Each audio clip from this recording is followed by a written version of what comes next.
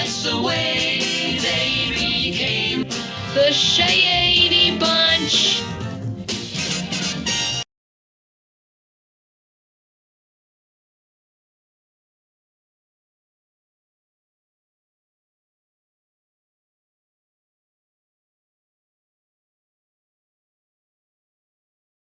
Hello, good day, and welcome to this, the third exciting, thrilling, and arse-cheek clenching episode of the Shady Bunch, which I know that all you Shady Bunchers have been waiting for, with me, Graham Hughes, your resident squeaky scouser, aka Cockhead Dundee, and once again, I shall be joined by my co-presenter, the all-knowing, never wrong, and truly conceited, Mr. Phyllis Mooseface, who is my man crush, and when I grow up, I want to be just like him. So tell all of the lovely Shady Bunchers what the topic of this episode is going to be.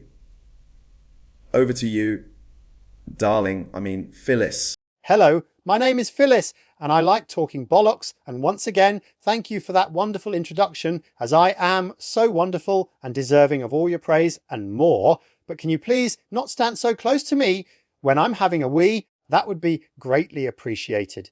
The topic of this episode of the Shady Bunch is boomers and how much we dislike them. For those people who don't know, here's a short explanation of just what a boomer is. Baby boomers, often shortened to boomers, are the demographic cohort preceded by the silent generation and followed by Generation X. The generation is often defined as people born from 1946 to 1964 during the mid-20th century baby boom that followed the end of World War IIA.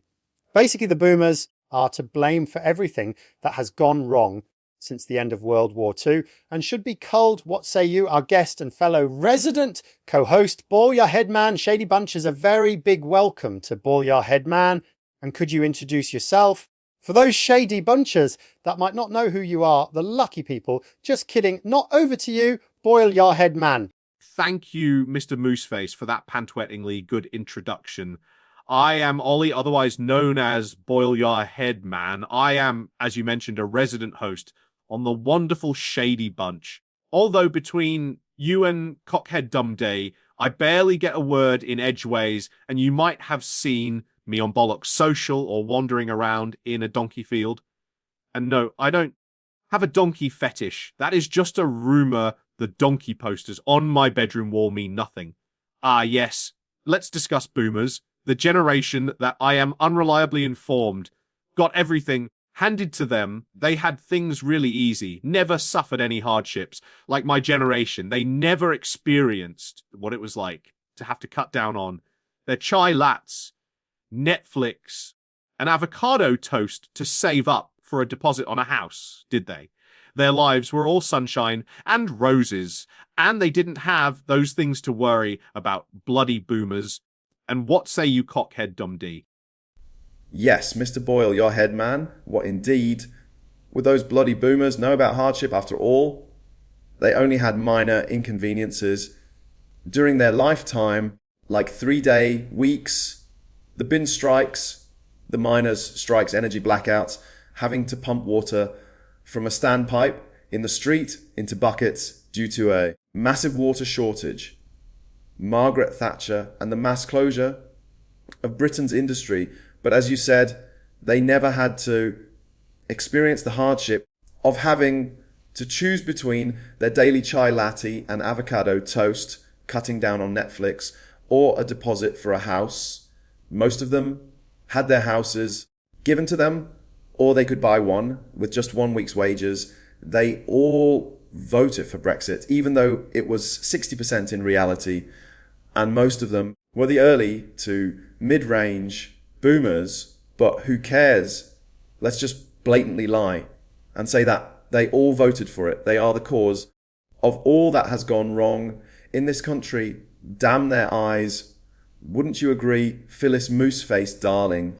Yes, I would agree with you wholeheartedly on that, Cockhead, and you calling me darling is getting quite concerning. As far as I am concerned, those bloody boomers are to blame for everything. They are all money-hoarding, property-owning, blood-sucking vampires. I would round them all up and put them into big old concentration camps and fire up the gas ovens, or give them a healthy dose of Zyklon B, tell them it's for their indigestion. I blame boomers for everything. If it rains, when it gets dark early, if it's cold, if it's too hot. In fact, all the crap weather is the boomers' fault. And if my dog farts, or whenever I tread in dog shit, yes, you guessed it. It is all those bloody boomers' fault. We have to have someone or something to blame for all the things we have never managed to do or to achieve, don't we, Mr. Boyar, headman? Quite right. And after all, just what did those bloody boomers ever achieve? Just a few very minor things like freeing Nelson Mandela, ending apartheid, bringing down the Berlin Wall, ending the Cold War, ending Margaret Thatcher with the poll tax protests, which finished off the poll tax as well. And my generation, well, I suppose we can claim that we achieved the Northern Ireland Good Friday Agreement, but before and since then, we have managed to achieve diddly squat, but have found plenty of things to mow on about and not put forward any real solutions, and it's so beneath us to actually be activists. That's such a dirty word. Anyway, I have enjoyed this Blame Everything on Boomers session, and it has been my pleasure to address all those lovely shady bunches. I have to go. I think I spotted another donkey must find my wellies. Bye-bye for now. Goodbye. Boil your head, man. It's been your pleasure to be on the Shady Bunch with me and that beautiful man, Phyllis.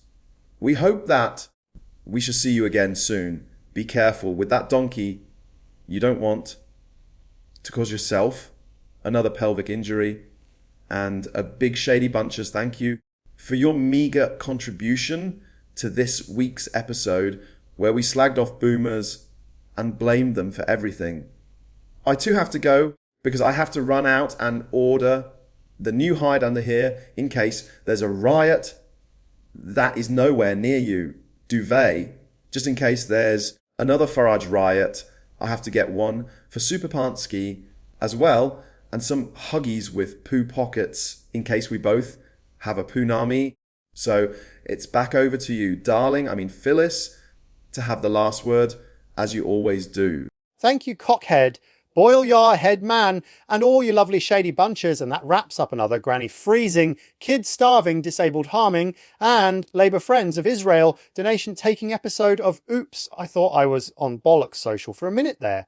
As per usual, it's been entirely your pleasure for me to grace your screens. I am as close to being the perfect human being as you're ever going to witness. So it's goodbye from me, the one and only leg end in his own lunchtime, Phyllis Mooseface, until the next episode of The Shady Bunch.